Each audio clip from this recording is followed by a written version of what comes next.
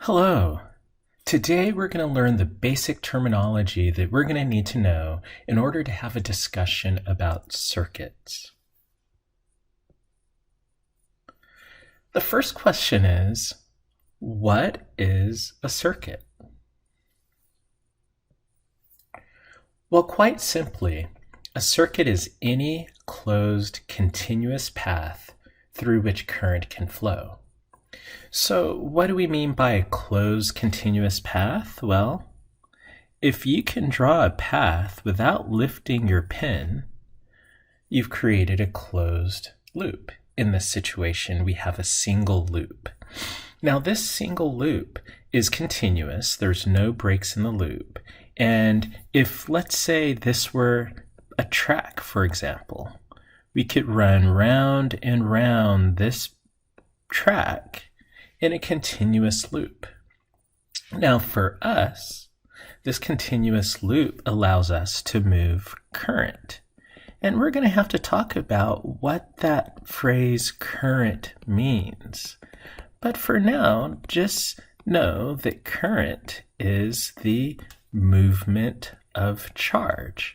So if we have a closed loop in which charge can move, we have created a circuit.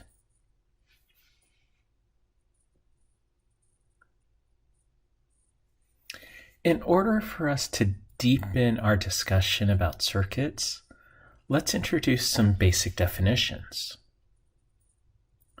Now, we just defined a circuit, that a circuit consists of one or more complete paths along which current can flow. In this sketch that I did, I'm just showing one path, but we could have multiple paths. Let's say we have a path that looks like this, and we can choose to take this path along the left loop, or this path along the right loop, or we could go around the entire perimeter of the outer loop. So here we have 1, 2, 3 paths to choose from. So this can be the beginnings of a circuit as long as we have one or more complete paths along which electric current can flow. Now, I briefly described or briefly introduced electric current.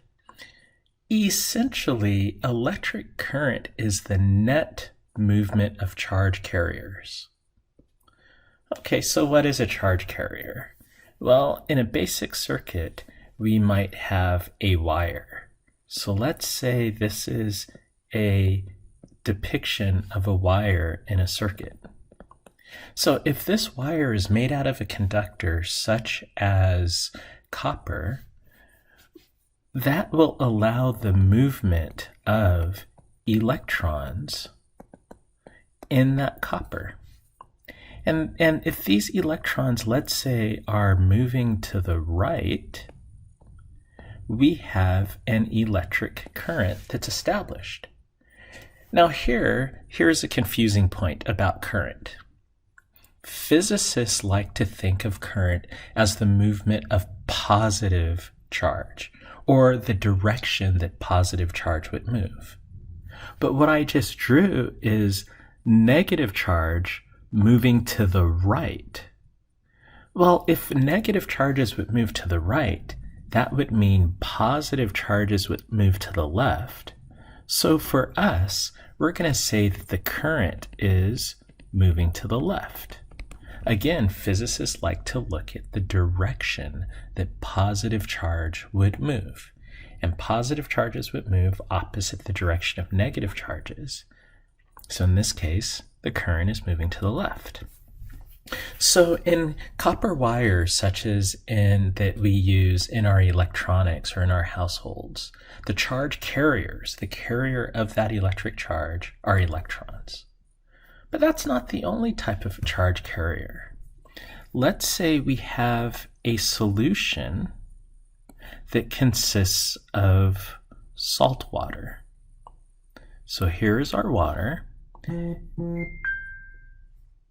And salt water consists of salt, which salt is the combination of sodium and chlorine atoms. Now, if you immersed two different metals in this saltwater solution, let's say one metal might be copper and the other metal might be zinc. Each of those metals have a different affinity for charge, and charges will begin to migrate. So the salt in the salt water will dissociate into its positive and negative ions. So the sodium and chlorine ions will dissociate in the saltwater solution. And that dissociation will cause those ions to begin to migrate.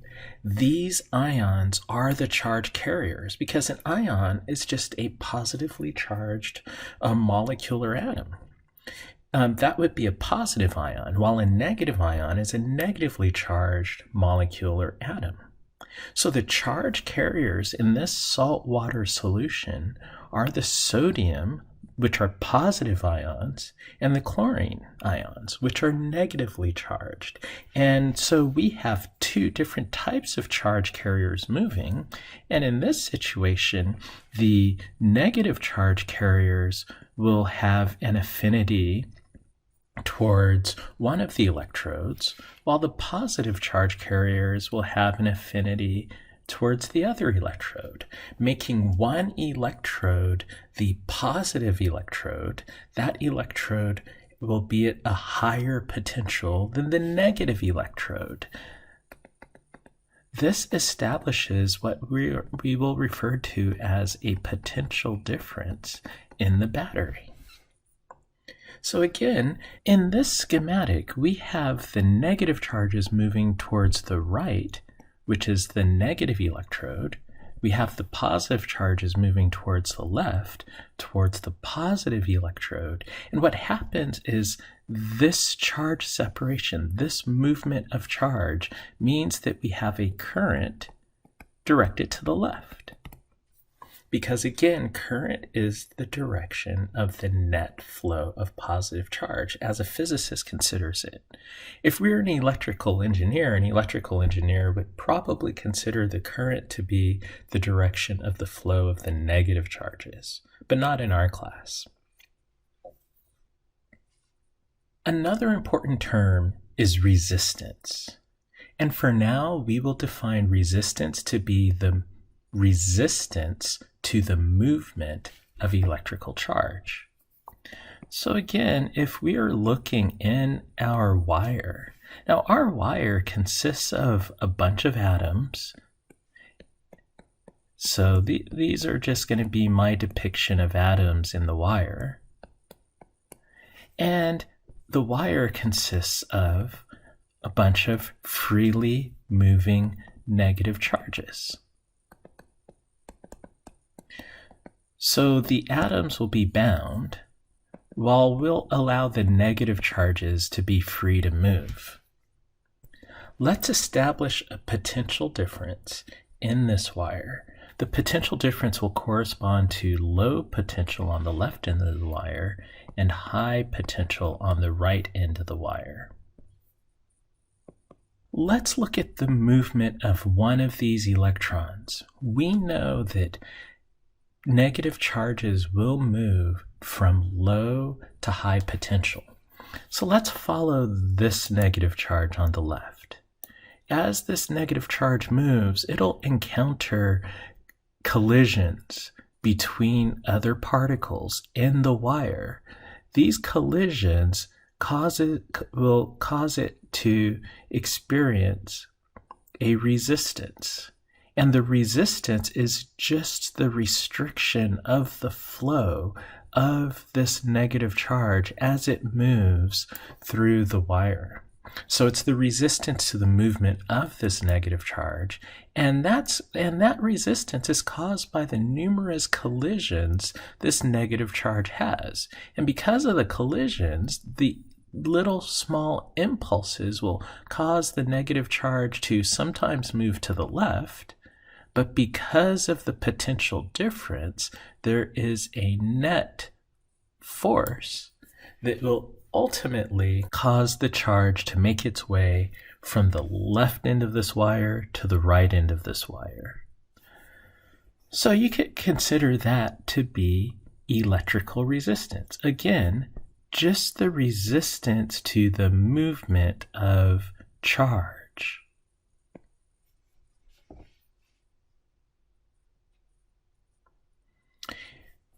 So we need a established difference in potential so those charges can move in our wire. Now, because of all of the resistance, that resistance, like friction, it's electrical friction. And that electrical friction would cause these charges to slow down. So we have to maintain a difference in potential so the charges can eventually make their way from one end of our wire to the other end of the wire. Now, what we use to maintain that difference in potential is a battery. So a battery maintains a difference in potential between 2 points in a circuit that enables electric current to overcome resistance and flow in a circuit. So let's say this is my battery, and this battery is attached to wires on either end. The positive or high potential end of the battery is on the right. The negative or low potential end of the battery is on the left. So this is a difference in potential, which is just the difference in the values of electric potential between the positive and the negative terminals. Now remember, negative charges flow from low to high potential. So that means the negative charges that are in the wire will respond to the potential difference established by the battery. And that potential difference creates an electric field, and that electric field will cause the charges to move. Now, these negative charges are moving from low to high potential. So this path right here is the path in which the negative charges move, from the low potential of the negative terminal to the high potential of the positive terminal.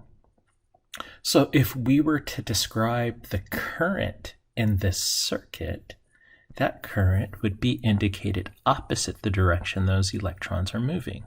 So the current would actually be depicted going counterclockwise in this circuit that we just drew.